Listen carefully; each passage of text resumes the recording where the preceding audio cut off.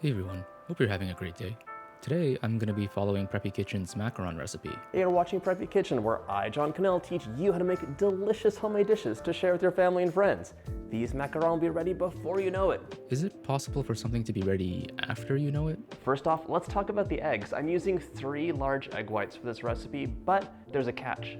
I'm not going to use exactly 3 large egg whites. In case you wanted to use exactly 3 egg whites, you can probably just scale the other ingredients in your recipe accordingly. For this recipe, I will be using my food processor. Unfortunately, I do not have a food processor. So I'm adding 140 grams or about 1.5 cups of almond flour in here. Okay, I have the exact same brand of almond flour. 130 grams of confectioner sugar. My bag says icing sugar, but I think it's the same thing. Kind of force everything through the sifter the first time. I'm too lazy to clean a sifter, so I'm just going to mix it up with a spoon and hope for the best. We're gonna add the egg whites right into the bowl. I have some leftover egg whites in the fridge, which is why I wanted to make this recipe in the first place. You wanna gently, slowly spoon the sugar in. To be honest, I'm a bit skeptical of the need to slowly add in the sugar, but I'll do it because this recipe says so. Now we're at the soft peak stage. This is what it looks like. This is the stage where we're gonna add our vanilla and, if you're inclined, the food coloring as well. I have this cheap food coloring I got from the grocery store, and apparently liquid food coloring isn't recommended, but it's the only food coloring I have. After just a little bit of mixing, I can see a stiff peak. After just a bit of mixing, I realized that I did not add enough food coloring. The final test is to see if it holds up against gravity over your head. It kind of feels like bad test design if failing the test means that the entire recipe falls on your head. Get your dry mixture out, and we're gonna spoon maybe around 1/3 of a cup. This is probably more than 1/3 of a cup, but whatever. Here, you're gently folding in the dry ingredients. Apparently, we need to gently fold in the ingredients to preserve the air in the batter. You want this to gracefully fall from your spatula. It should be able to form a figure 8. I'm no expert, but I probably need to mix it a bit more. So the next stage of macaronage is to start pressing out the air bubbles. Okay, what was the point of the whole gentle folding thing if we were just gonna press out the air at the end anyway? Here is the test. As it drips down, you should be able to form a figure 8. Okay, my arms are really tired now, and I think I finally got it to where it needed to be. I'm gonna pipe my macaron out with a 1A tip. It's like a medium-large round. I never really understood why scissors had to be right or left-handed until I tried to cut the tip of this piping bag. Apparently, when you use the wrong hand, it has the tendency to push the blades apart, which prevents the blades from cutting. We're gonna add just a dab of meringue to the corners to hold our sheet down. That sounds like too much effort to clean later, so I'm just gonna skip that step. I've made these using silicone mats, and I find the parchment paper is just better. Well, I guess that's good, because I don't have any silicone mats. Now we're gonna pipe things out roughly the size of a quarter, maybe a bit bigger or smaller. It's kind of up to you and what size cookie you want. For those not in the US, a quarter is about 24 millimeters. Squeeze it out, stop squeezing, and then give it a twist.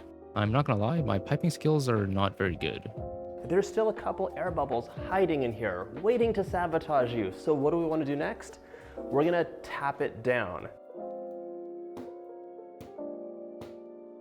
And if you see a couple just below the surface and they're not popping, you can use a skewer or a pin.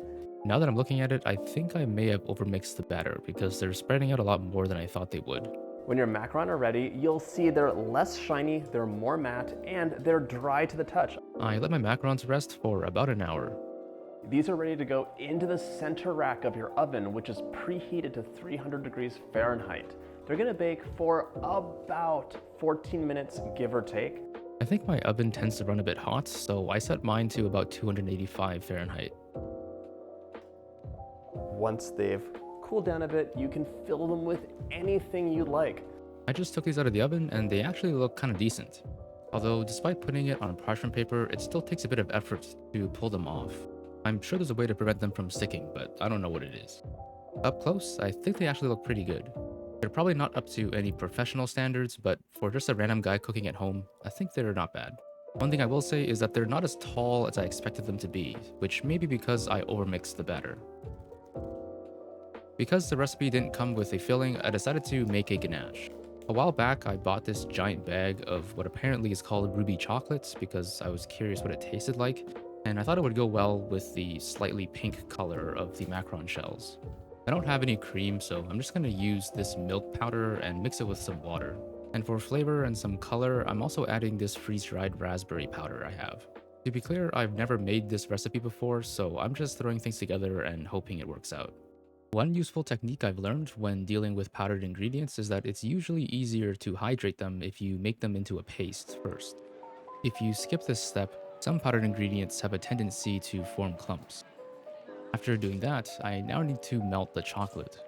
I was hoping that the residual heat coming from the hot water would be enough, but unfortunately it was not, and so I had to add a bit more water to melt the rest of the chocolate.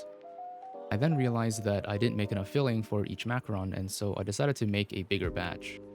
I put the mixture in the fridge overnight, and this is how it looked the next day. Unfortunately, the ganache came out way too thin because I added too much water. And because it was already way too thin coming out of the fridge, it would almost certainly start melting the moment it reached room temperature. And so I added more chocolate and heated it over a double boiler, and then waited for it to cool back down again in the fridge. I was a bit impatient, and so I didn't wait for the ganache to come back to room temperature, and so it was really difficult to squeeze out of the piping bag. This is definitely not my best work, but luckily I'm the only one that's going to be eating these anyway.